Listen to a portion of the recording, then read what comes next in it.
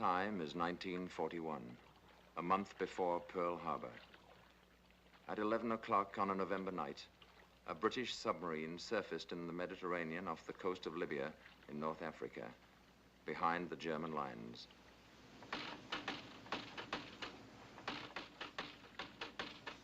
You sure the light carries that far? It should. There they are.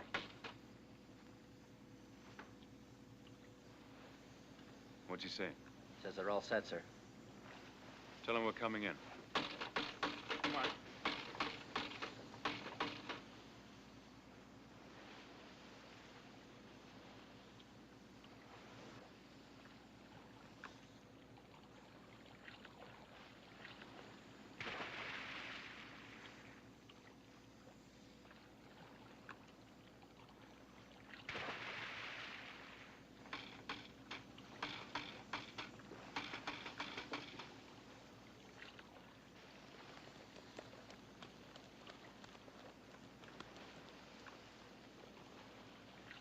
These were British commandos, and the purpose of this carefully plotted raid was the death of one man.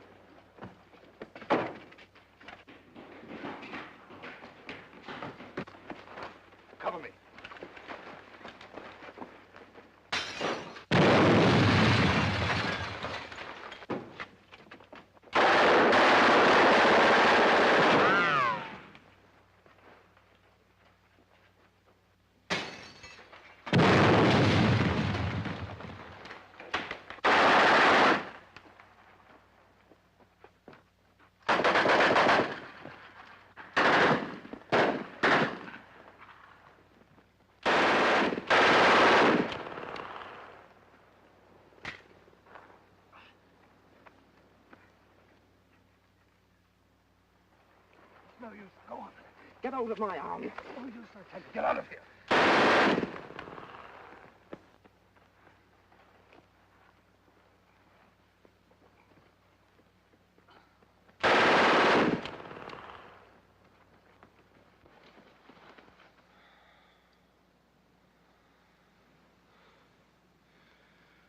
Did we get him? Are you serious, Englishman?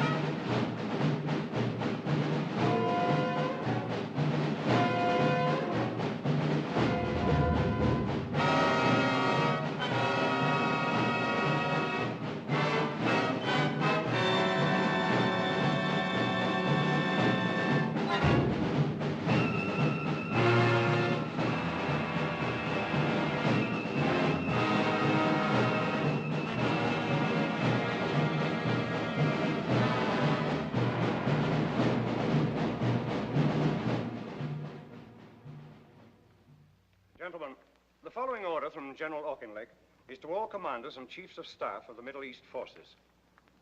There exists a real danger that our friend Rommel is becoming a kind of magician or bogeyman to our troops, who are talking far too much about him.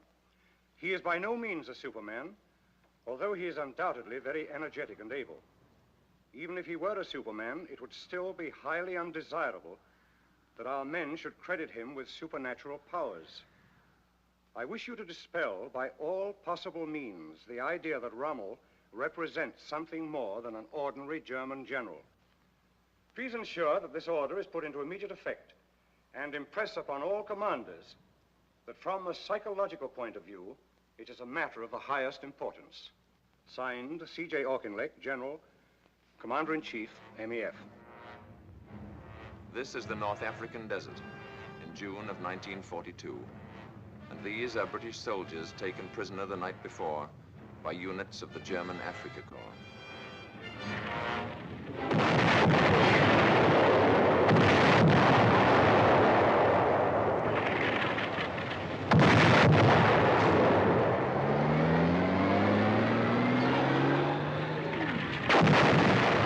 Run, you fool, run!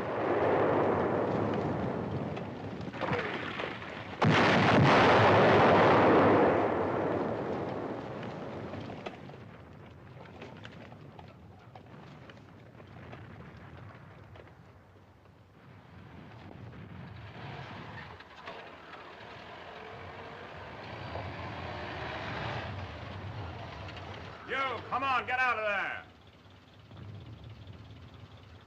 Get over with the other prisoners.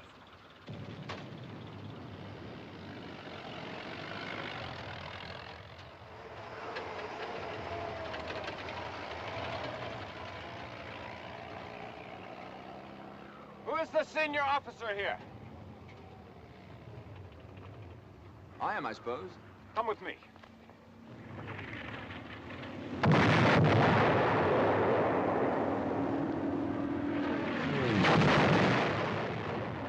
What's your rank?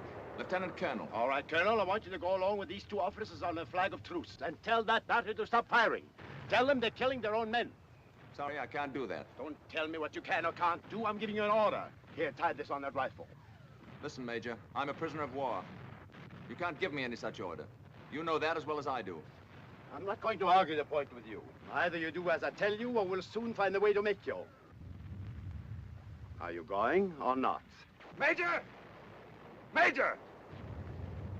What's the row?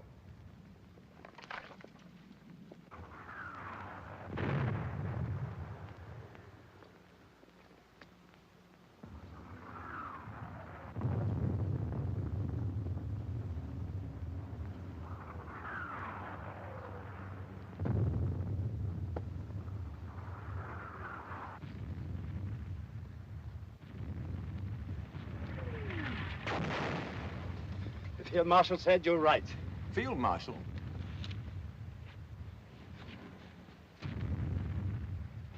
So this, then, was Rommel. Erwin Johannes Eugen Rommel, Commander-in-Chief of the enemy army and the most celebrated German soldier since World War I. Already a legend in the desert, he was a fox who had chased his hunters back and forth across North Africa about as often as they had chased him. And his tricks and turns had made even the Tommies chuckle, which is scarcely the proper reflex to the enemy in time of war. In spite of which, he was still, of course, my enemy. The enemy not only of my country and the army in which I served, but of all life as I knew it.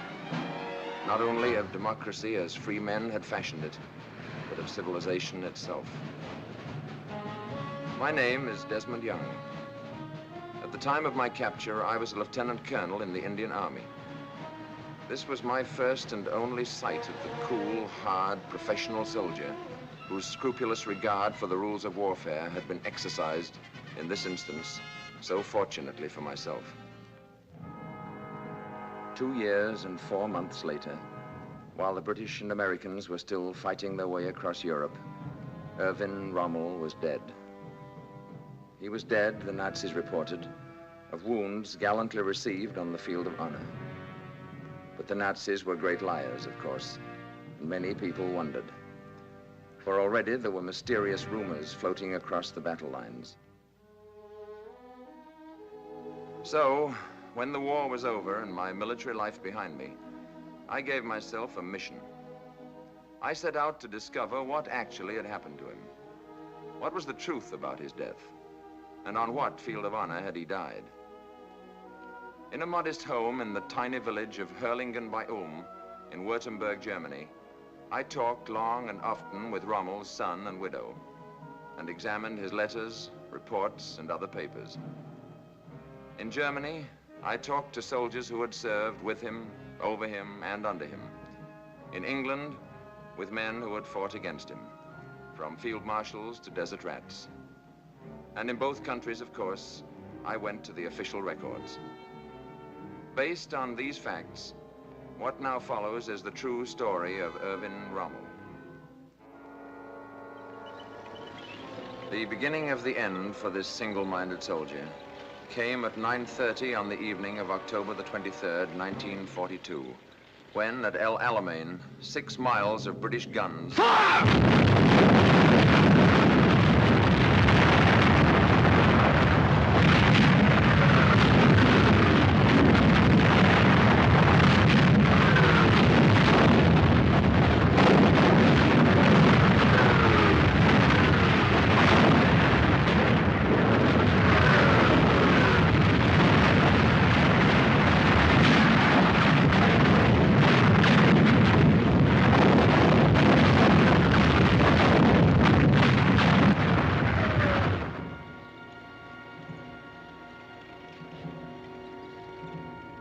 I discovered that actually Rommel was not in Africa when the storm of battle broke.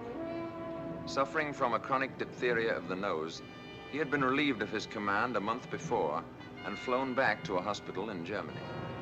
But when the telephone rang at his bedside and a familiar voice from Berlin called on him once more, he rose and was in a plane on the way back to the desert within hours.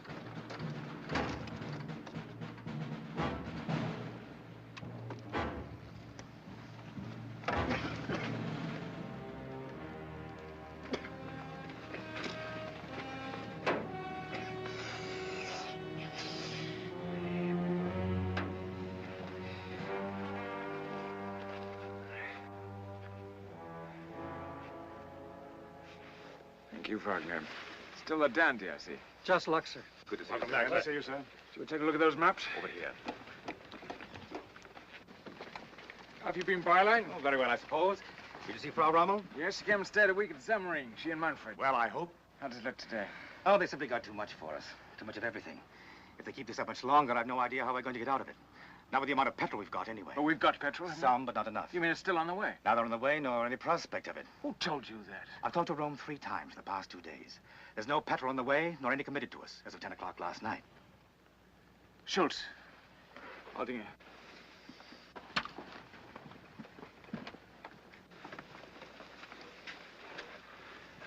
What about the tanks? Did they come? None.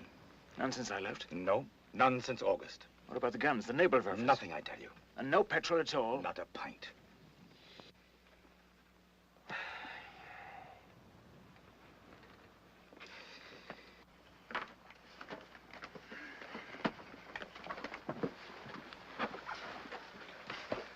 This is correct in the hour.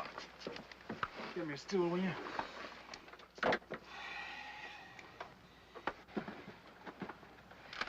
Here's where it's worst. The 15th's in a bad way, barely hanging together. They drove everything What's in there. this? The Treader Division, they came in here. Yes, I see now. How far's this armor? No further. They're doing pretty well. Where are my maps?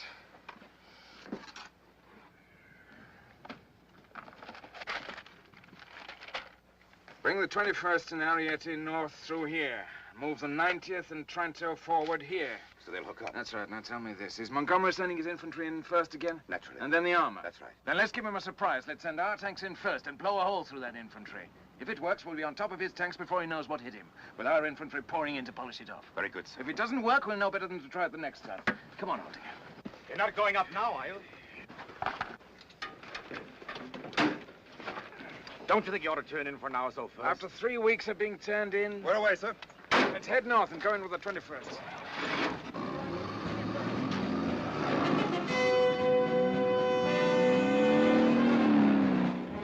But there was now another fox in the desert, an even craftier one perhaps. And if the battle boiled into confusion during the next few days, it was a confusion that was clearly more and more in Montgomery's favor.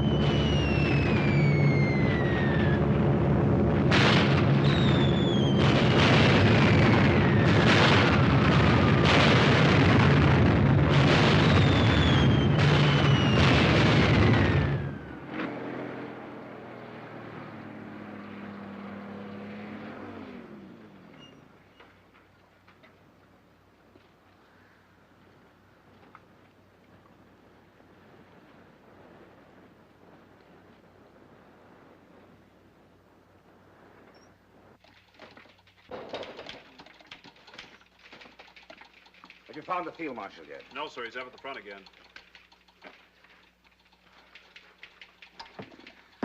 I don't know how the men in the line feel about it, but so far as the staff is concerned, I'd just as soon have a commander-in-chief with a little touch of cowardice about him. Just enough to have him back here at headquarters every now and then. Keep after him, will you?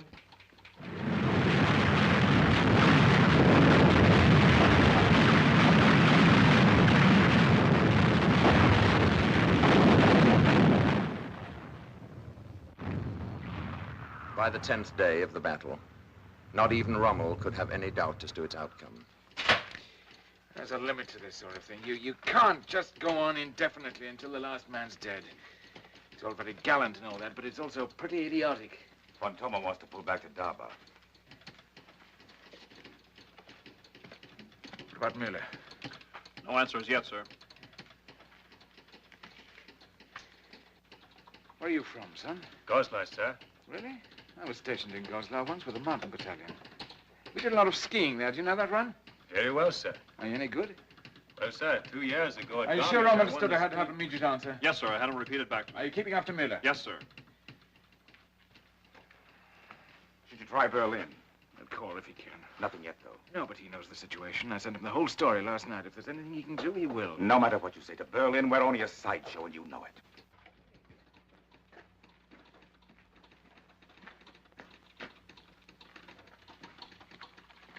Well, what? Miller's in a bad way. How bad? Very, I'm afraid. If he doesn't pull back soon, he won't have anything to pull back. Well, where is he? Why can't we get an answer from him? His command car's gone. He's working in a carrier. And if he's got more than 40 tanks left, I'd be greatly surprised. How about the Italians? Miller thinks they've had about as much as they can take. Rome calling, sir. Well? Field Marshal Kesselring regrets. Well, that eliminates any further speculation anyway. It's now a simple matter of mathematics. With the petrol we've got left, we have two choices. We can remain here and be destroyed. Or we can pull out tonight and dig in somewhere for the next round. You think we still can? Pull out? Of course. Why not? Montgomery's got no petrol shortage, remember? No, but I don't think it'll be too difficult. Montgomery's a very deliberate fellow. He wouldn't dream of leaping after me the way I'd leap after him. He'd have to think about it a bit first. I don't see what else there is to be done. There's nothing else. Let's have Plan C and notify all commanding officers to stand by for important orders. If we can move quickly enough... Berlin calling, sir. Who in Berlin? The Führer.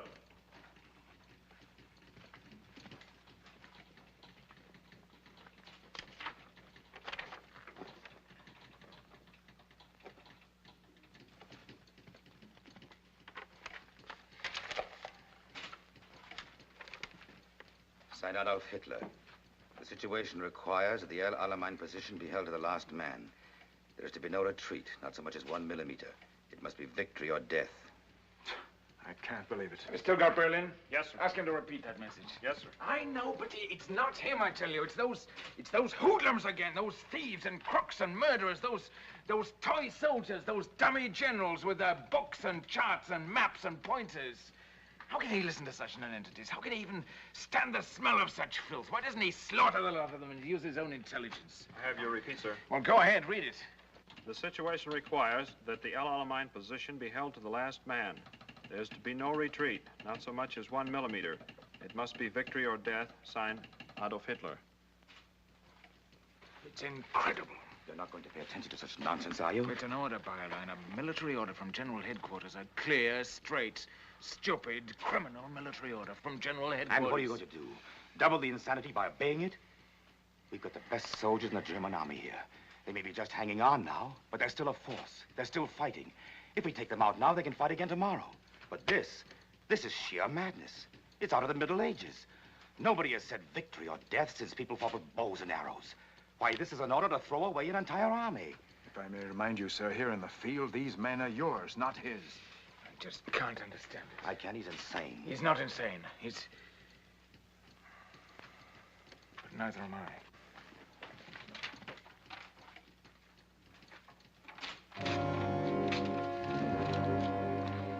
Pull him out, Byline.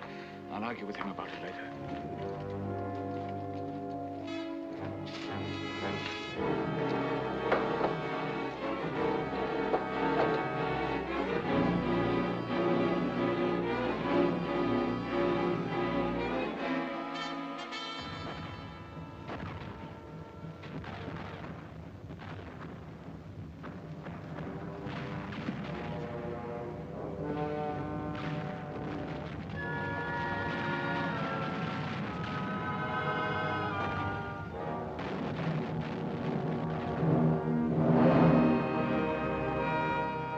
Came in Tunis, when the Axis forces were caught between the British, the Free French, and the Americans under Eisenhower, and surrendered unconditionally. But the Africa Corps went into captivity without its leader. For, a month before the end, Rommel had again fallen ill and been invalided back to the hospital in Germany.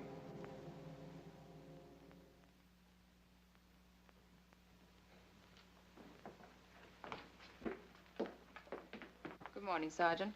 Morning, Frau Rommel. Manfred. Morning. Dr. Stalin. Karl Stolin, Lord Mayor of Stuttgart.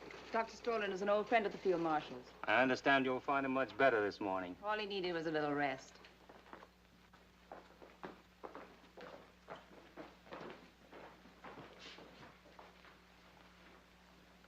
Frau Hello, Rommel. Manfred Rommel. And Dr. Karl Strolin. From Stuttgart? Not only from, but Lord Mayor of. And don't tell me he's on the list.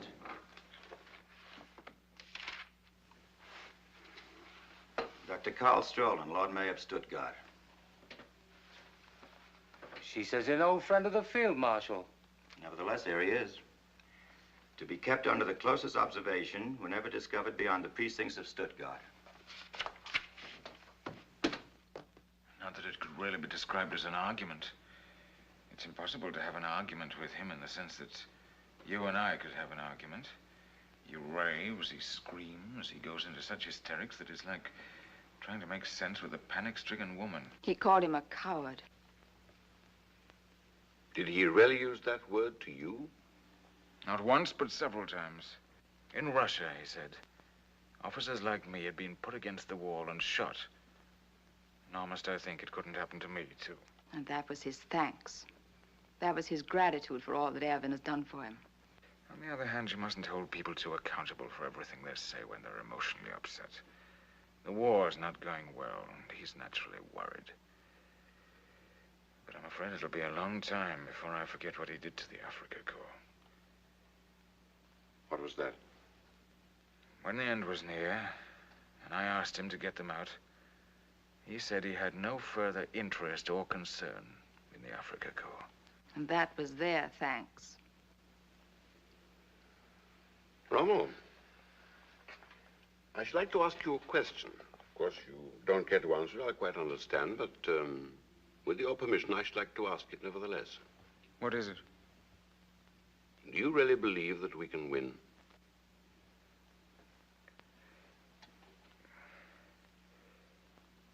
I'll tell you what he believes. Yes?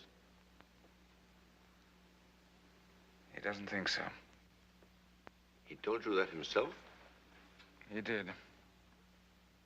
And he understands what that'll mean this time.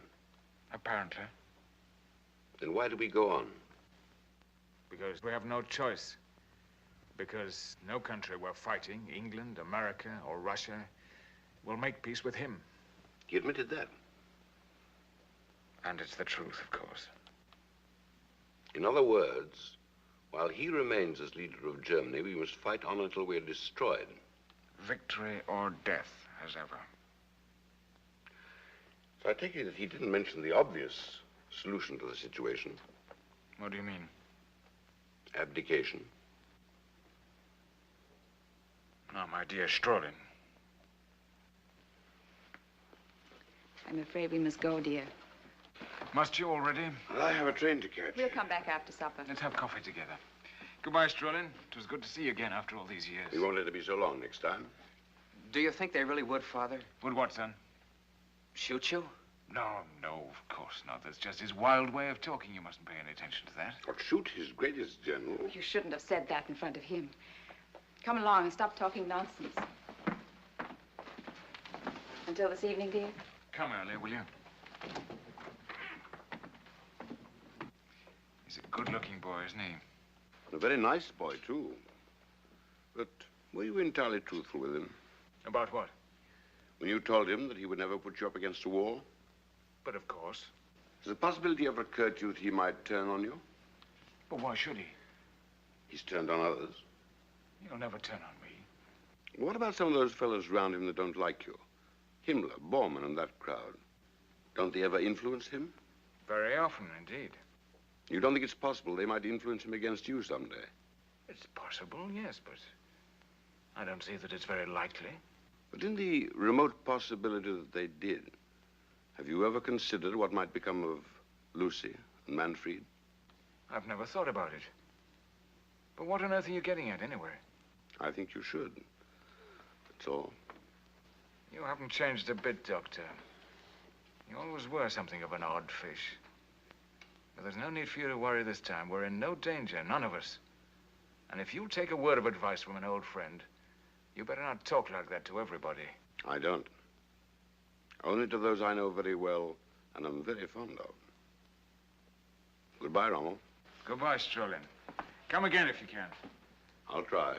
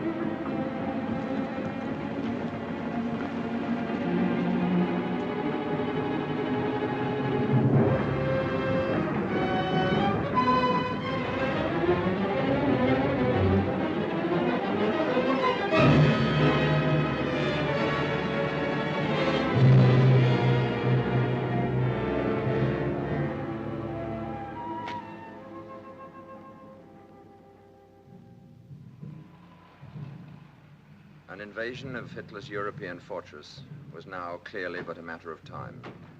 And in November of 1943, Rommel made a tour of inspection of the Atlantic defenses, preparatory to taking command of the Nazi forces that were gathering to resist the assault.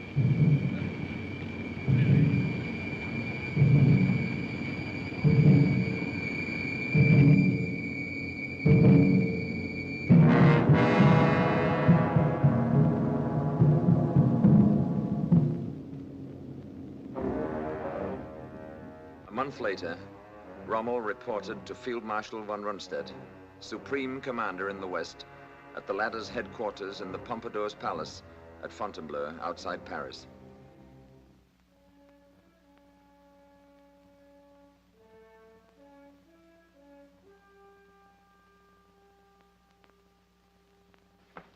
Field Marshal von Rundstedt, gentlemen.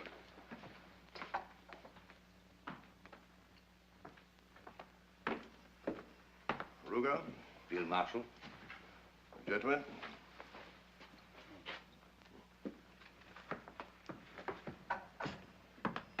Good to see you, Rommel. Field Marshal. Well, now that you have had an opportunity to examine it closely, what do you think about Atlantic Wall? I'm afraid I haven't quite completed my report yet, but... Then we'll discuss it later, whenever you're ready. I don't imagine the mighty Eisenhower will be on us for another day or so anyway. Wasn't too much a tax on your strength, I hope? Not in the least. I'm entirely recovered now, thank you. I'm delighted. You're being well taken care of, gentlemen? Yes, indeed, sir. Bow, will you be so good as to divert our friends while Field Marshal Rommel and I have a few moments of private meditation? Yes, sir.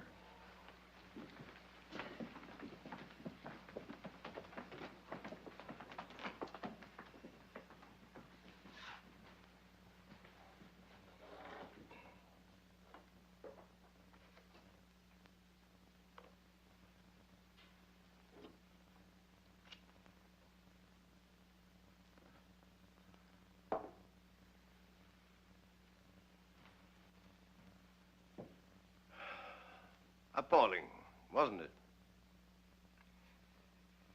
You can't even see why it's called a wall. The big ports like Havre and Ostend and Cherbourg are protected well enough, but the enemy's not coming in on the Queen Mary. Nothing at all has been done about the beaches. Why, I saw 50 places where an army of children could come ashore. The trouble is labor. We have the plans for fortifications the devil himself couldn't breach. Solid steel and concrete from Denmark to Spain. I'm afraid our French friends aren't being as cooperative as they might be. Even when driven to the job, they move like snails. Either we break it up while they're still waiting ashore, or we're in trouble. Is that the way you'd meet it? Stop them on the beaches. Crowd the water with mines and traps and tricks and hit them while they're busy trying to keep themselves from drowning. Here. Down here. And here. I don't agree with you. But the difference of opinion will probably remain academic. As it happens, neither you nor I will determine the tactics in this operation. Not above the regimental level, anyway. You mean Berlin? I mean the Bohemian corporal himself is assuming sole and total command of this operation. You and I will function simply as instruments of his astrological inspirations. And in case you're afflicted with an understandable skepticism, this is official. But that's an utterly impossible situation. Then you should by all means explain that to him. You've made no protest yourself? After you've interfered a dozen times or so with a man's rather enthusiastic determination to cut his own throat, there comes a moment when you're inclined to stand back and view the whole matter with a certain detachment. You've no objection to my pointing this out to him, have you? On the contrary, I bestow my blessings on your courage and optimism.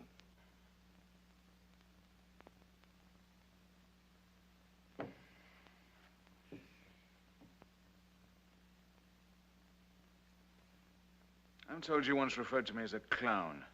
The clown of Hitler's circus. Oh, did I? If so, I think you should know I've been a great deal more explicit about you, many times. Well, that's quite all right, Field Marshal. I find it almost impossible to keep my mind on anything harsh said about me. Did you say it? Whoever said it, you've given him ample reason to regret such a foolish remark. Thank you, Field Marshal. Not at all. Is there anything else? I don't believe so at the moment. One suggestion, perhaps, in view of our cordiality. If I were you, I wouldn't be altogether unguarded about what I had to say about this new strategic arrangement. I think you should know that from now on, you'll be under more or less constant observation here. From Berlin? Well, friends of the management, I believe.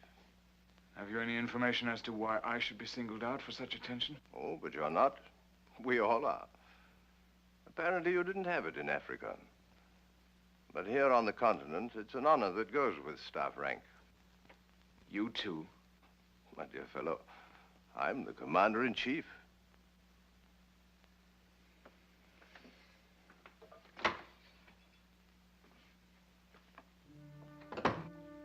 Two months after that, in February of 1944, during one of Rommel's rare absences from the Atlantic frontier, his old friend, Dr. Karl Strolin, sought him out again.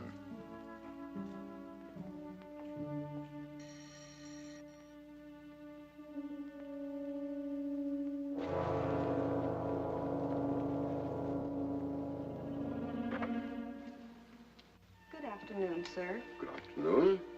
Dr. Strolin to see the Field Marshal and Frau Rommel. Come in, sir.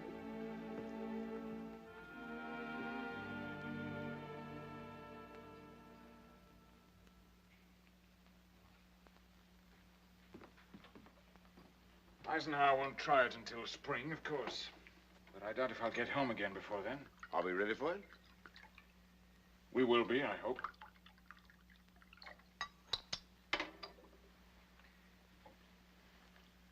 To your very good health, Doctor. To yours, my dear Rommel. How do you know this room isn't wired? Wired? Why should it be wired? Does our friend Himmler have to have a reason for wiring a room? No, I don't suppose he does. But I don't think you have to worry about this one. Why?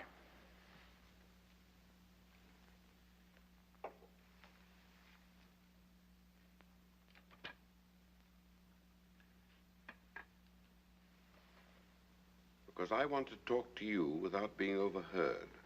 About what? About the Hitler situation. If this is politics, Strolin, I don't want to hear it. Had you rather see Germany destroyed? It's not a matter I want to discuss, I tell you. And I'm surprised at you. That's a communist position. Oh? Is it? Defeat against him, all that sort of thing. Unite us. Would you call General Beck a communist? Of course not. Or Karl Gödler, the Lord Mayor of Leipzig?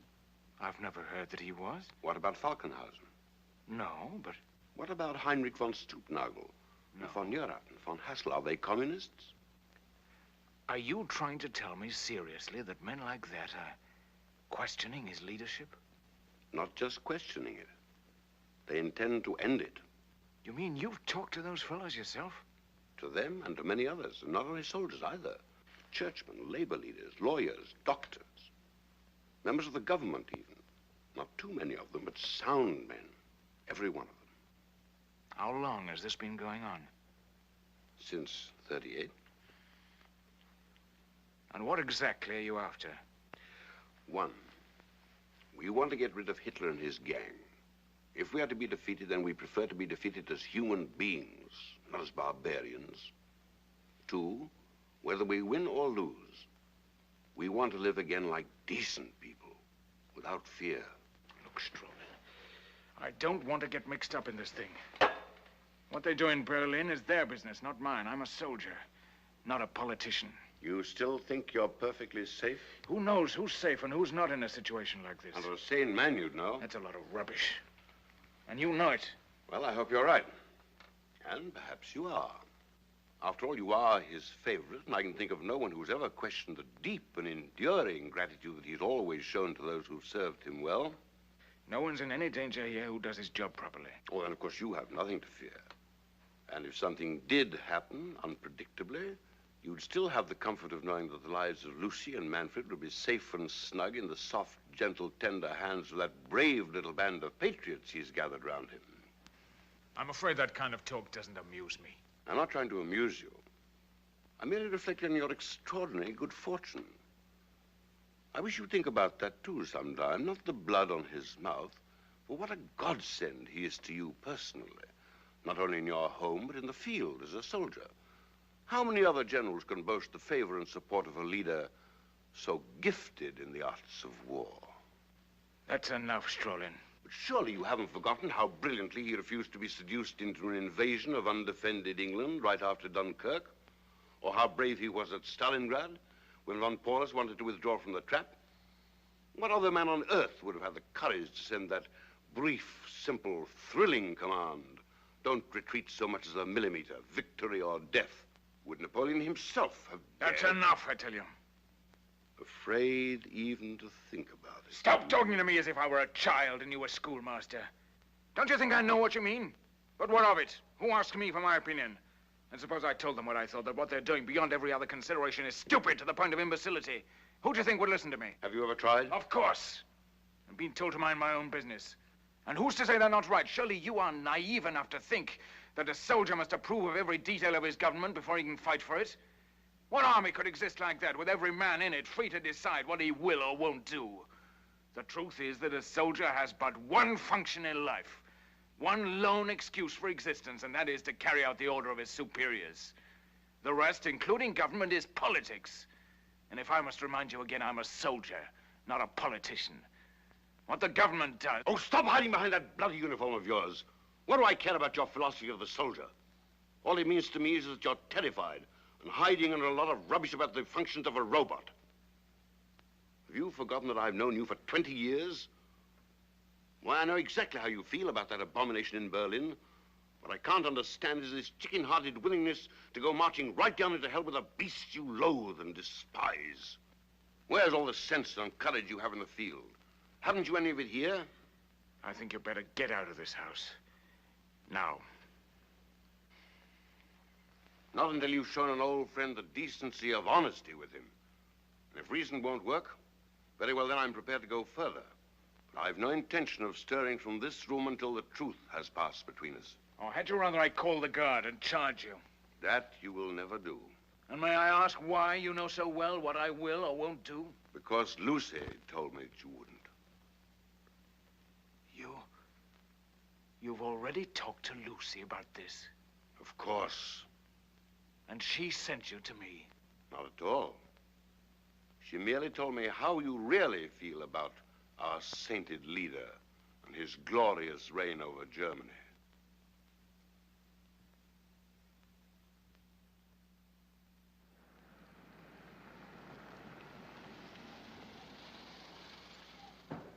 Father! Father, the car's here! We saw it. Will you please not shout? I've told you that a dozen times. He's just excited. I know, but I'm tired of telling you. He's all right. He's still only a boy, remember, in spite of that uniform. Of course. Take care of yourself, dear. You're not cross with me, are you?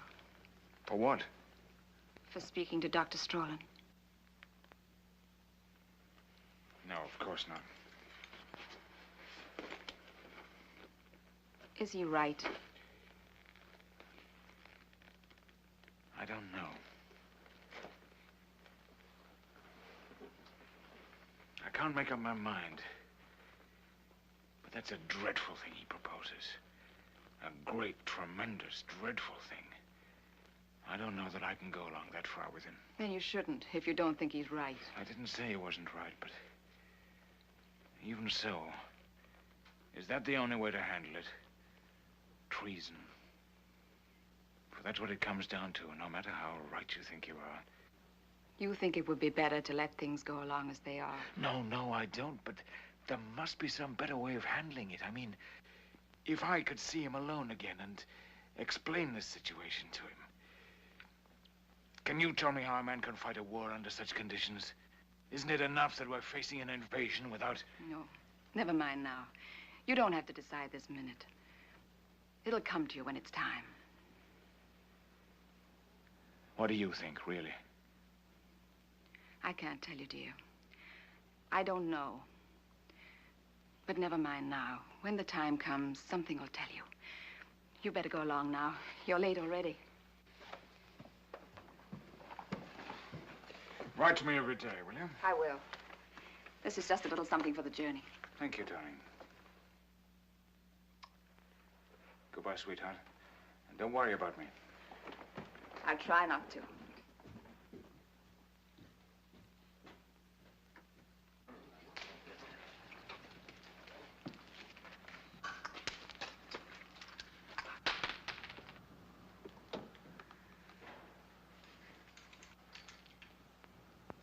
That's all, please.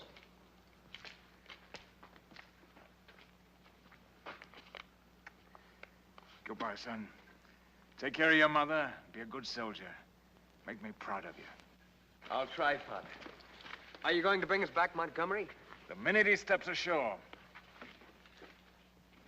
Goodbye, darling. Goodbye, darling.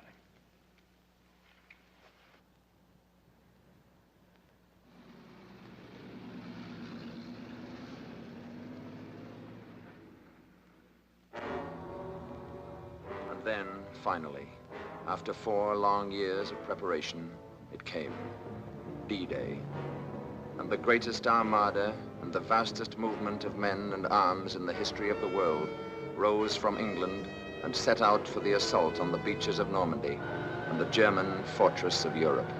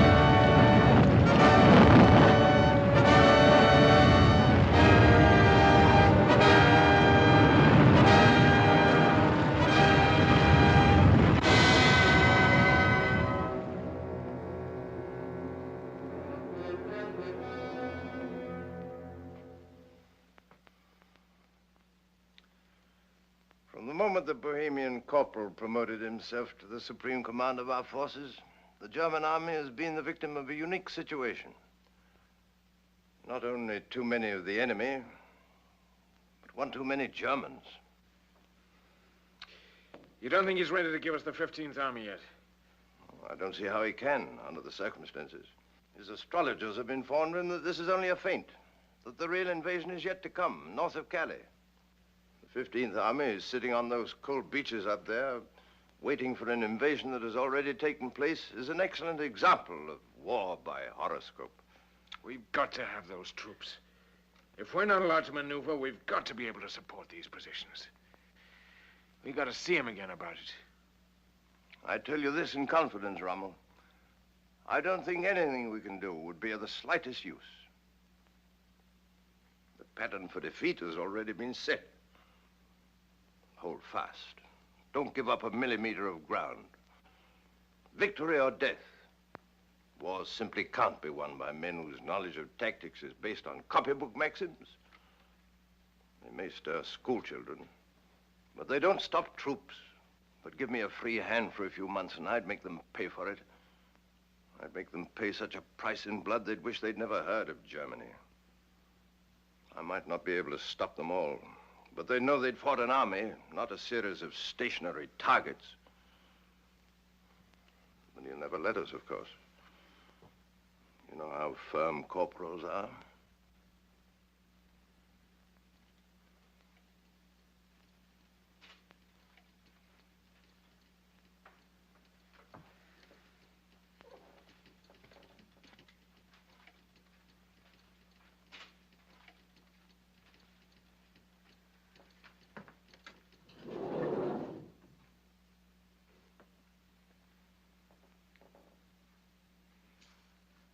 Do you happen to know Karl Strolin? Strolin? The Lord Mayor of Stuttgart. I remember that name from somewhere. Or Dr. Goerdeler of Leipzig. You too? Every day that passes, every minute of the day, convinces me more and more that theirs is the only possible solution. Your words, you must understand, mystify me. They propose to arrest him, take over the government, and move immediately to make peace with Eisenhower. I shall, of course, deny that this conversation ever took place, but that's a particularly childish idea. Eisenhower's not going to make a separate peace, and why should he, with things going so well as they are? That part of your plan is doomed, obviously, from the start. But you don't disagree with the basic proposal? I'm sorry, but I don't believe I heard the question. In any case, if they came to you for counsel or advice, would you receive them? Oh, no. No. No, I'm afraid not, Rommel. It's too late. Much too late. Even if they moved immediately?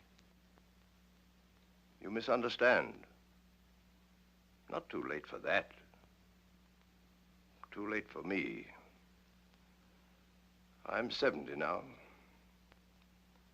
Too old to revolt. Too old to challenge authority. However evil.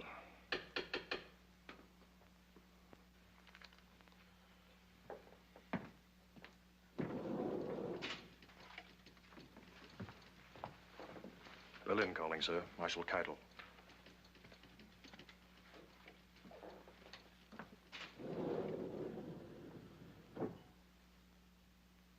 Keitel? Von Rundstedt. Yeah. Is this true about Cherbourg? I'm afraid so. But this is dreadful. How can I give such news to the Fuhrer? You've reported misfortune to him before. Why should this one present such a problem to you? But that's just it. We've had nothing but bad news for weeks. Isn't there any good news I can give him at the same time? Have you checked on the Russian front this morning? We're not discussing the Russian front. We're discussing yours. This whole situation in the West becomes worse with every report. I'm actually embarrassed to have to give him another disappointment like this. Can't you think of anything we can do about it? Certainly. Give us those 90 divisions of the 15th Army who are sitting around Calais playing cards. You know that's impossible. The Fuhrer has already explained the necessity for leaving them there. Very well, then. Give us permission to pull out of Normandy and set up a line that we can defend properly. Your orders are to fight where you are, and that's exactly what he expects you to do. Is it possible you have no better suggestion than that? One very much better, in fact. Make peace, you idiot.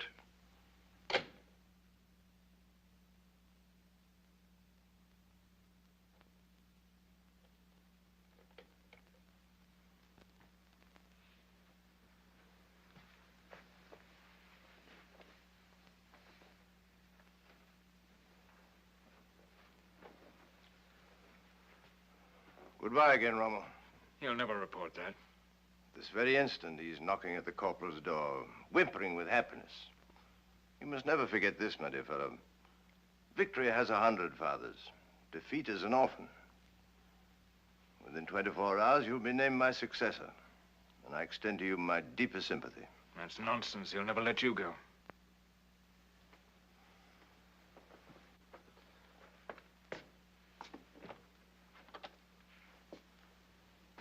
But not too old, I might add, to wish your friends the best of luck in that extremely interesting project.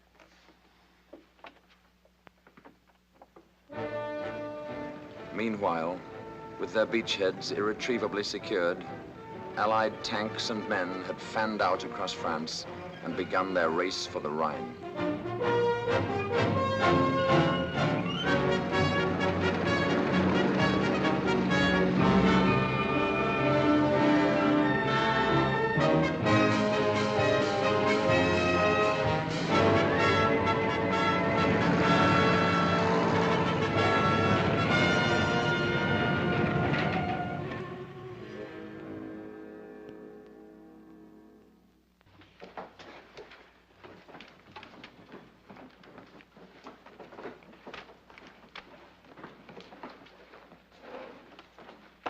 These where you can get to them quickly. Also those files there. Keep the key yourself and use your own judgment about the rest of it. Very good, sir. Field Marshal.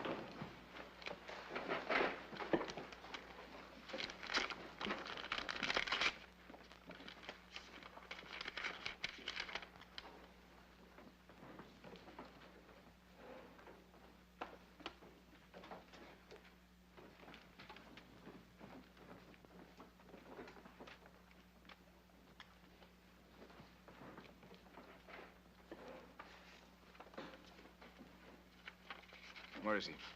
In the small room. Holding her? Yes, sir.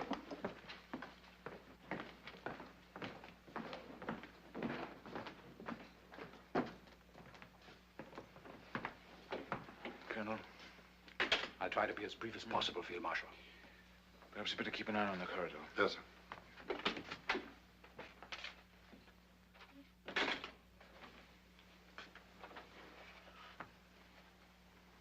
Well? We're faced with an immediate decision, sir. 3 of our men were arrested in Berlin yesterday. They'll be made to talk, of course. But fortunately, their knowledge of the people involved is limited. Nevertheless, in the opinion of everyone concerned, there's no more time to be lost. We must act at once. And it's all set. Definitely. So I understand, sir. The general is extremely anxious to know if you're in a position to speak now for the commanders you mentioned to him. At my word, from this instant, they're prepared to follow my lead. Then I have the Field Marshal's permission to inform General Struppnagel we may now act at will and without further consultation. Wait here, Colonel. Come with me, Ruger. Clear this room, Yes, sir. Outside. Never mind about that. Outside. Field Marshal Rommel speaking. Put me through to Field Marshal Keitel. I've got to be certain. Absolutely certain. We can't go through with this if there's even the remotest sign of sense there.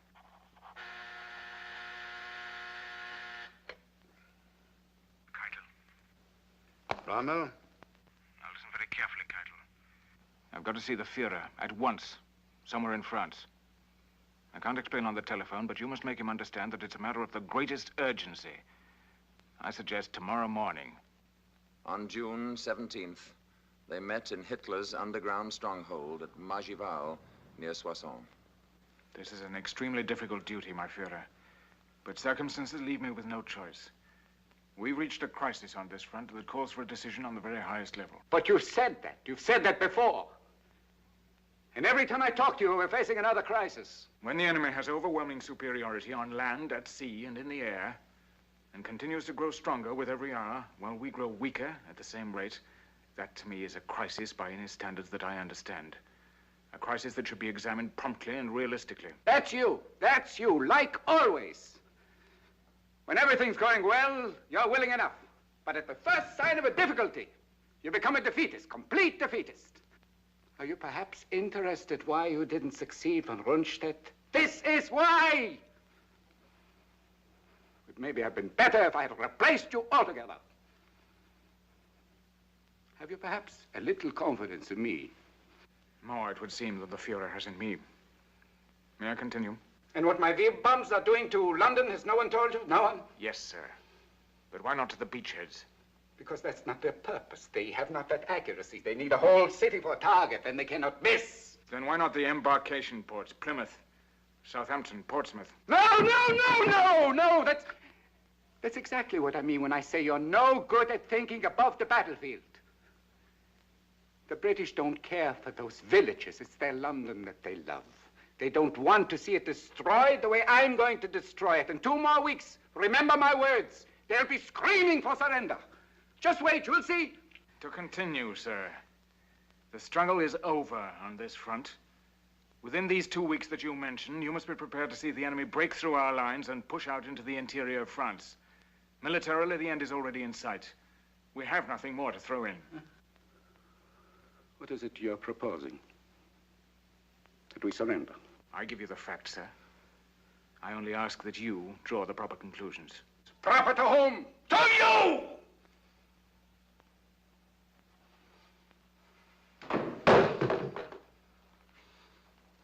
I suggest to you, Rommel, that you confine your genius to fighting and leave the conduct of the war to those who are responsible for it.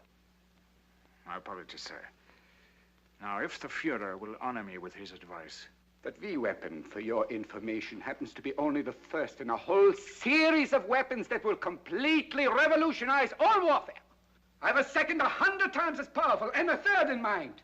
1,000 times more destructive than the second. But the crisis under discussion is now, sir. I have a dozen others, all of them capable of turning the whole course of the war. But what about now, sir? What are we to do tomorrow morning?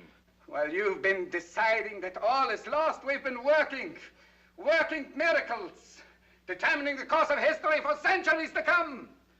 In the workshops, in the laboratories, we've been turning out machines of destruction such as the enemy has never dreamed of. I have one in mind. I have a weapon in mind.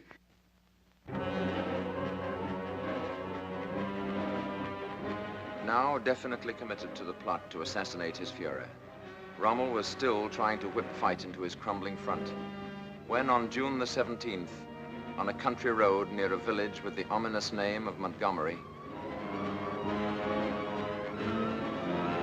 Aircraft.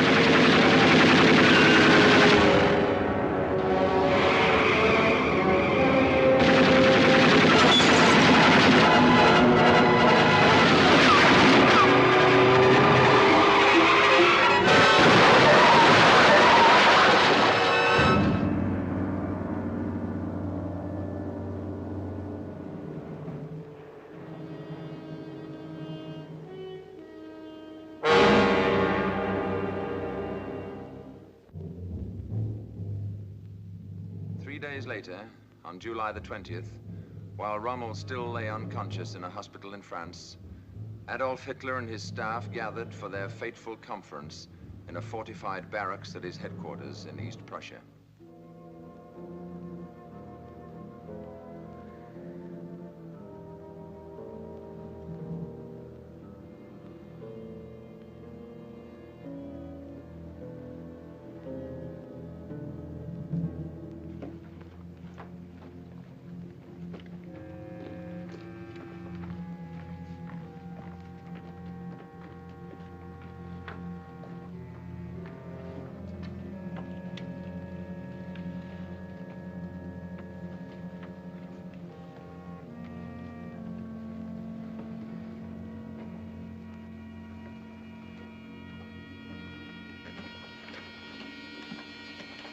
The Fuhrer, gentlemen.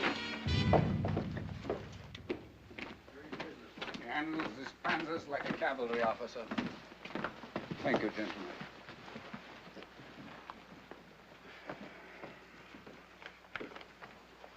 My Führer. Yes? Stauffenberg, sir. Yes, Stauffenberg, of course, from General Fromm. Yes, sir. Good to see you again. Thank you, my Führer. Gentlemen, your attention, please. Excuse me, please. I have a report from General Fromm.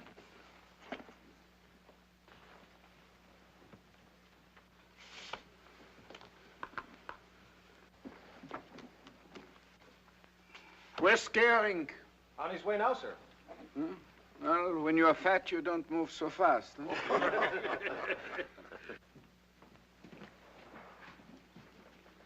Colonel Count von Stauffenberg? Yes. Telephone, sir. Thank you.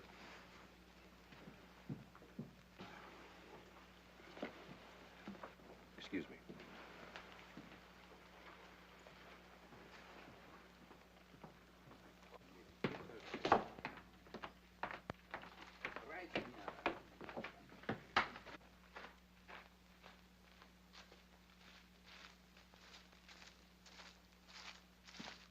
All right. Suppose we start with the Russian front.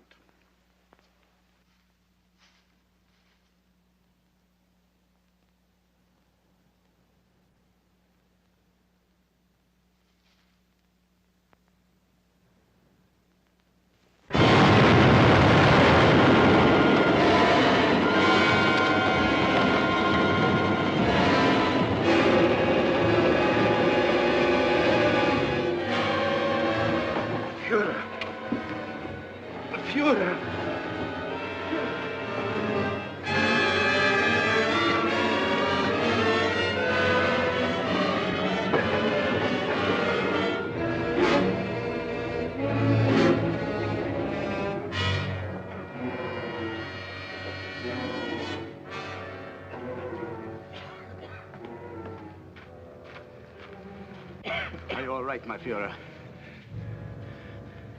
I'm all right. For that failure, 5,000 suspects paid with their lives during the few days that Hitler spent in hospital. As for Rommel, recuperating at Hurlingen from injuries that would have destroyed any but the toughest of men, all public mention of his name suddenly stopped, and a complete and official silence settled over the very subject of the nation's most celebrated soldier. For 3 months, he remained in this sinister isolation, until the afternoon of October the 13th in 1944. Keitel?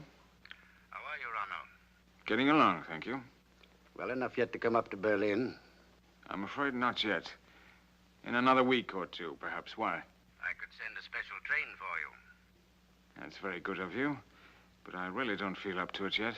Is there some particular urgency about it? How soon do you think you'll be ready for another command? Another 2 weeks, I suppose. 3 at the most.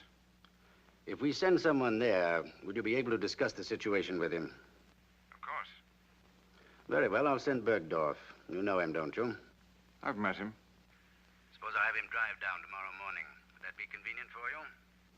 Perfectly. He'll have full information and instructions. Will you give my best regards to Frau Rommel? I will. And thank you very much. Goodbye, then. Goodbye.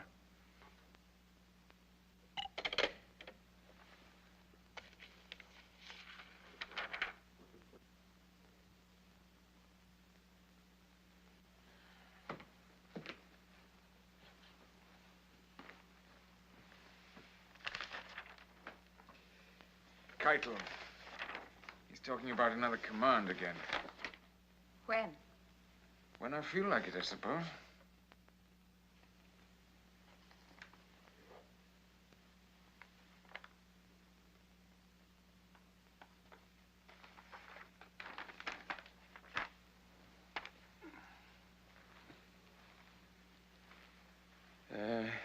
He sent his best regards to you.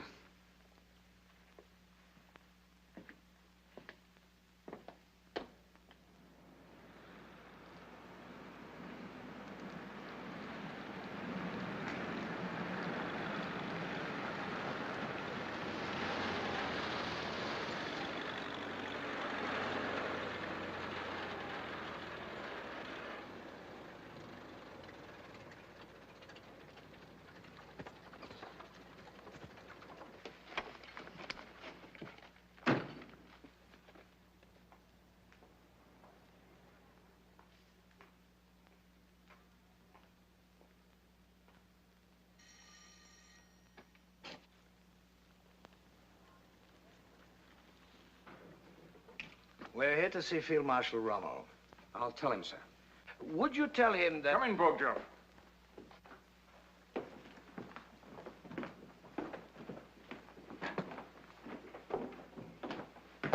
Field Marshal? It's good to see you again. And you, General. I don't believe you've met my wife, have you? I haven't had the pleasure, sir. My dear, will you allow me to present General Burgdorf and General... Meisel, sir. General Meisel. This is my son Manfred and Captain Aldinger. I hope you're not too tired from your journey. Not at all. Thank you, Frau Rommel. Have you time for luncheon and a glass of wine first? Thank you very much, sir, but we're due back in Berlin as quickly as we can make it. Very well, then. If you'll excuse us, dear. This way, gentlemen. Our apologies, Frau Of Rommel. course. But I'm terribly disappointed. Another time, perhaps. I hope so.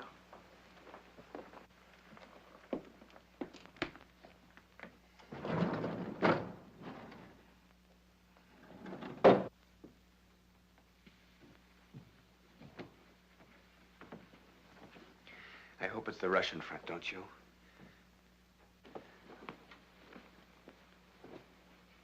Make yourselves comfortable. Smoke if you wish. I'm not like Montgomery. Smoke doesn't make me unhappy.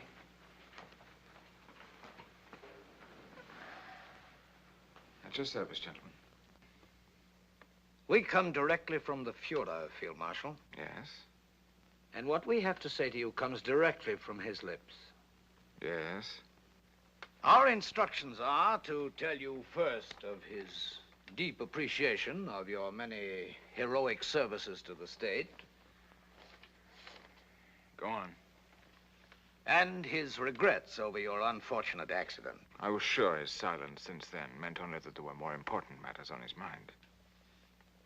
It's a pity that after such a record... If you'll forgive me, General, may we skip your reflections for the moment and get to the message you have for me? Of course, sir.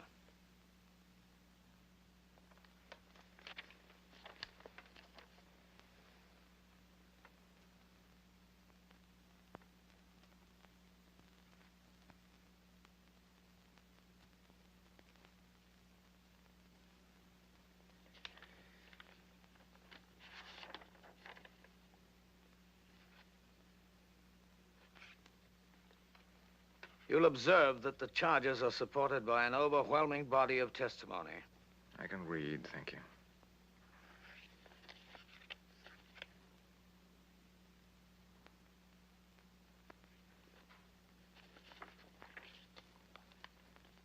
You've been uncommonly fortunate, I see, in deathbed confessions. It's all perfectly legal, I assure you, sir.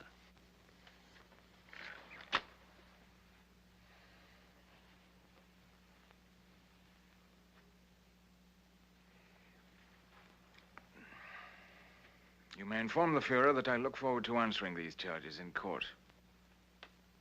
You don't intend to deny them, do you? I said, you may inform the Fuhrer that I look forward to answering the charges in court.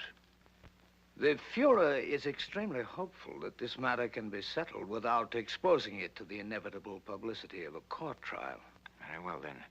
Let him withdraw the charges. His view is that nothing but harm for everyone could come from a trial. My orders are to remind you in the strongest terms possible of the damage that testimony like this could do to your name and reputation. But what does he expect me to do? Plead guilty?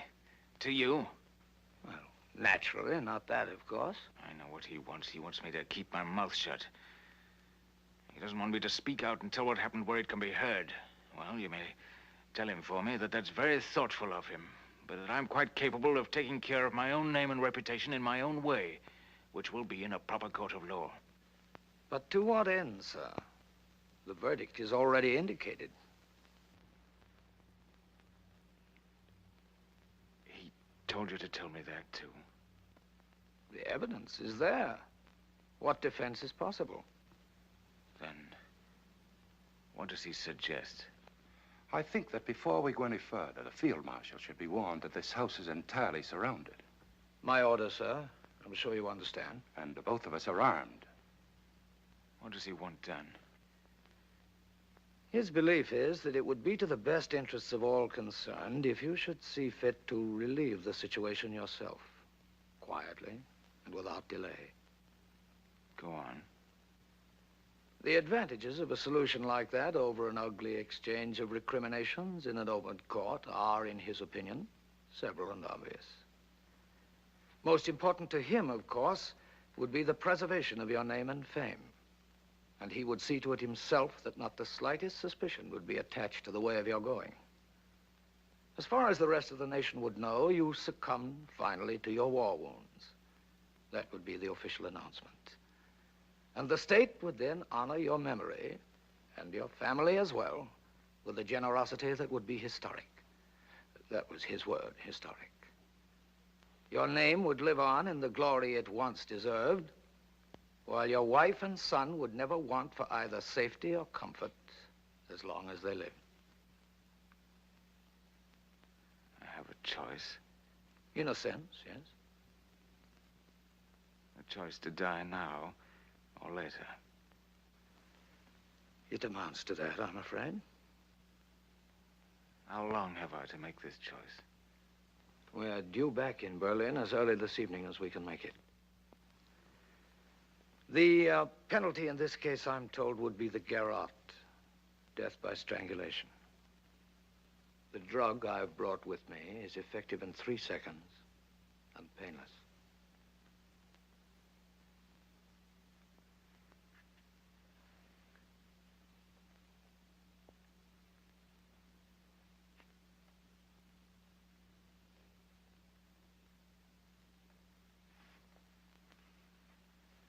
Tell him for me that in spite of the disadvantages you've been kind enough to point out, I'll take the trial. It may be, as you say, a futile defense, but I think it should be heard nevertheless. There might be some value in it for those who hear it. It might even move some to stop and think for a moment or two, as finally I did. Oh, unfortunately, too late. In any case, it's my life, and that's my choice. I confess my disappointment with your choice, sir. My heart, of course, bleeds for you. The unfortunate part of it is that if you insist on a trial, I have no authority to offer any guarantees for the safety and comfort of your son and widow.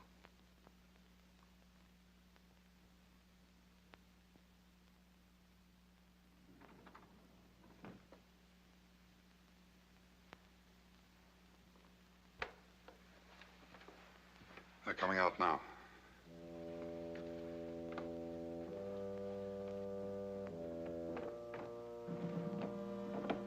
All over, sir? I believe so. We'll wait outside, sir. I won't be long. No, we hardly expected such a...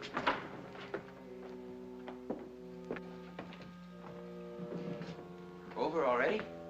Wait there, please. I'll be down in a few moments.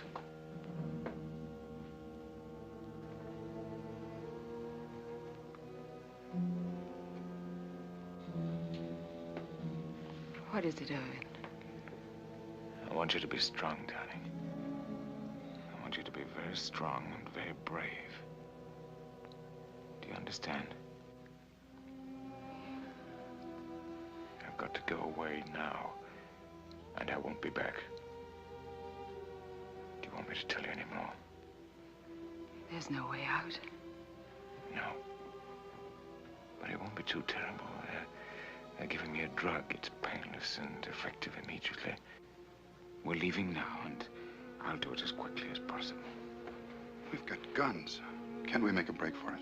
No, there's nothing that can be done. They've thought of everything.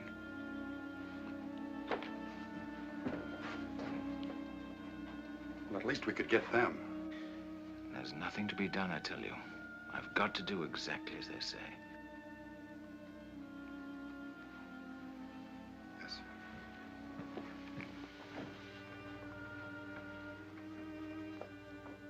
Are you going to be brave now? I don't know.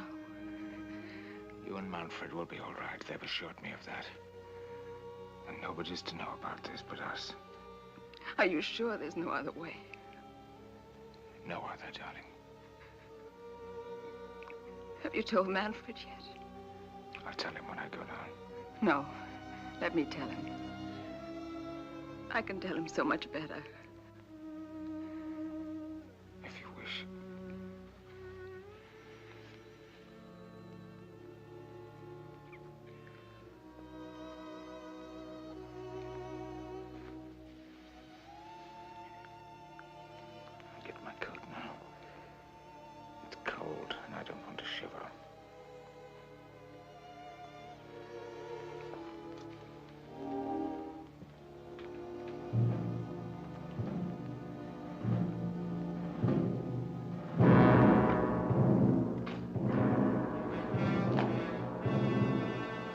Marshal's coming out now.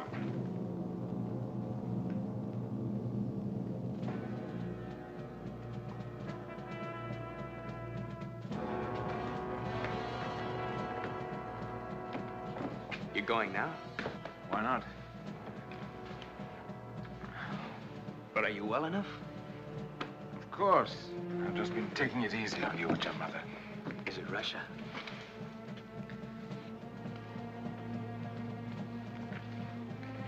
Goodbye, Aldinger.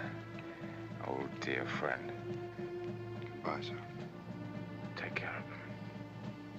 Yes, sir. Can't you tell me? Don't ask so many questions. You know better than to talk like that to a field marshal. But when will we know? Before very long. Goodbye, son. Be a good boy. Goodbye, Father. You'll stop them, won't you? We'll see.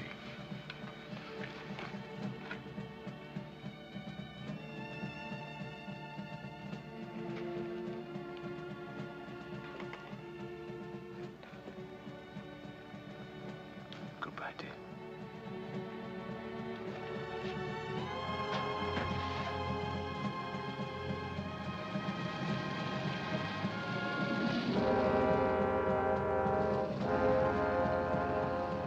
During that last short ride, what may Rommel's thoughts have been?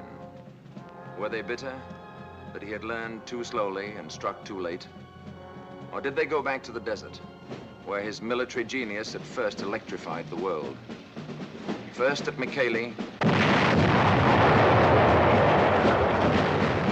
then Tobruk, yes, and even El Alamein. In any case, his life and fate have best been summed up, ironically enough, in the words of Nazi Germany's sternest enemy, the Honorable Winston Churchill. His ardor and daring inflicted grievous disasters upon us, but he deserves the salute to which I made him in the House of Commons in January 1942.